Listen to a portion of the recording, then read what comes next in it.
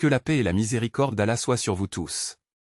Aujourd'hui, nous allons parler de l'une des pratiques les plus puissantes et transformatrices de l'islam, la prière de Tahajjud.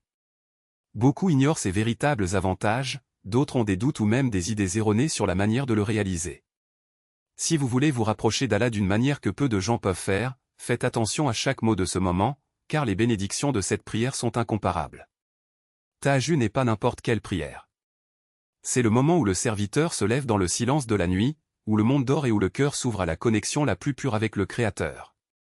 Beaucoup pensent qu'il faut dormir avant pour le faire, mais ce n'est rien de plus qu'un mythe. Ce qui compte vraiment, c'est l'intention et le dévouement. Le moment idéal commence après minuit, divisant la nuit en 3 parties, du crépuscule à minuit, de minuit à 3 heures du matin et enfin de 3 heures à l'aube. Tahajjud peut se faire à partir de 1 heure du matin ou 1h30 du matin, mais ce qui compte vraiment c'est la sincérité. Ne vous inquiétez pas du montant des rakas. Le minimum est de 2 et le maximum est de 12. Certains insistent pour en prier 12, mais le prophète Mohammed, que la paix soit sur lui, en faisait 8. L'important c'est la cohérence. Il vaut mieux prier 2 rakas avec dévotion que 12 sans concentration. Allah aime ceux qui le recherchent régulièrement, même si c'est à petite dose. Le prophète, que la paix soit sur lui, nous a enseigné qu'Allah est le plus proche de ses serviteurs dans la dernière partie de la nuit. C'est à ce moment qu'il descend au ciel le plus proche et demande, « Y a-t-il quelqu'un qui me demande quelque chose pour que je le lui accorde? Y a-t-il quelqu'un qui demande mon pardon pour que je lui pardonne ?» Imaginez avoir la chance de parler directement au Créateur, alors que le monde est silencieux et que rien d'autre ne compte. C'est la magie de Tahajjud. Beaucoup pensent qu'il est obligatoire de dormir à l'avance, mais ce n'est pas vrai.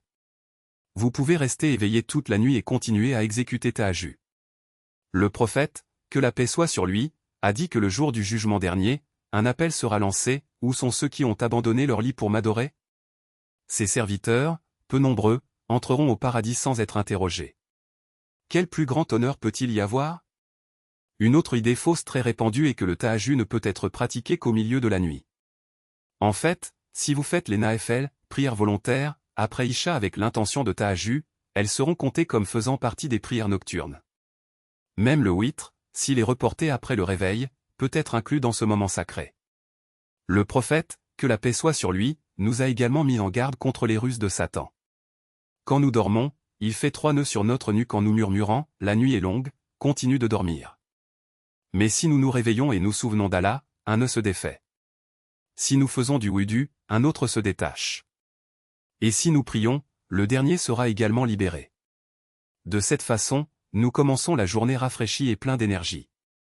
Sinon, on se réveille fatigué et découragé.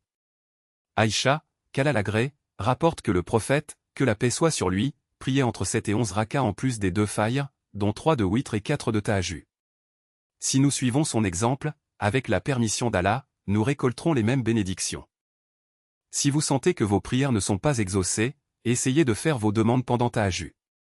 C'est un moment spécial, où Allah est le plus proche et le plus disposé à écouter.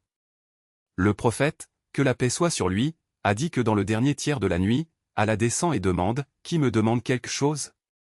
Qui demande mon pardon ?» Vos pétitions ont beaucoup plus de chances d'être acceptées à l'heure actuelle. Lorsque le prophète a émigré à Médine, un homme qui l'a vu pour la première fois a su, rien qu'en regardant son visage, qu'il ne pouvait pas être un menteur. Les premiers mots qu'il entendit furent « Répandez la paix, nourrissez les nécessiteux, maintenez les liens familiaux, priez Tahajjud et entrez au paradis. » C'est la promesse d'Allah à quiconque se consacre à cette prière. Si vous avez du mal à vous réveiller, voici quelques conseils pratiques. Tout d'abord, dînez tôt et évitez de trop manger. Le prophète, que la paix soit sur lui, a dit que se remplir l'estomac à l'excès déplaît à Allah. Deuxièmement, buvez peu d'eau avant de vous coucher pour éviter de trop dormir. Troisièmement, dormez tôt après Isha car cela facilitera le réveil de Tahajjud. Une sieste l'après-midi aide également à équilibrer le sommeil et l'humeur. Évitez de vous épuiser pendant la journée, car cela rend les réveils difficiles la nuit. Utilisez un réveil si vous n'avez personne pour vous réveiller. Et avant de vous endormir, récitez les derniers versets de la sourate Al-Kahf et faites l'intention de vous réveiller à une heure précise. Avec la volonté d'Allah, vous vous réveillerez naturellement. De nos jours, nous dépensons des fortunes en médecins et en traitements, mais nous ignorons le médicament infaillible que le prophète, que la paix soit sur lui, nous a laissé. Si nous avions une foi ferme dans ses paroles, de nombreux problèmes seraient évités. La dernière partie de la nuit est un moment magique, où les prières sont exaucées. Celui qui y parvient transforme sa vie et son éternité.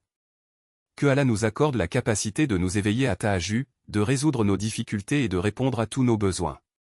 Si vous avez des questions, partagez-les dans les commentaires, et avec la permission d'Allah, je clarifierai chacune d'elles. Qu'il nous bénisse et nous guide sur le chemin de la lumière. Dans la prochaine vidéo, je mettrai encore plus en lumière ce trésor spirituel qu'est Tahajjud. Mais avant de nous dire au revoir, laissez un subhanallah et un masha'Allah sincère dans les commentaires des mots qui portent des bénédictions et éveillent la miséricorde. Beaucoup de ceux qui se lèvent pour la prière de l'aube lisent ces messages et lèvent la main en supplication pour vous. Quand quelqu'un lit sa dua et dit « Amin », c'est comme si le ciel faisait écho à sa demande, multipliant les chances qu'elle soit exaucée, par la volonté d'Allah. Si cette vidéo vous a touché le cœur, ne la gardez pas pour vous. Partagez avec ceux qui ont besoin d'espoir, laissez votre like en signe de gratitude et abonnez-vous à la chaîne pour ne manquer aucun enseignement. Puisse Allah déverser sur nous tous sa bonté infinie, pardonner nos erreurs et nous conduire toujours vers sa lumière. Et que la paix et les bénédictions du Seigneur des mondes soient avec chacun de vous. Amin.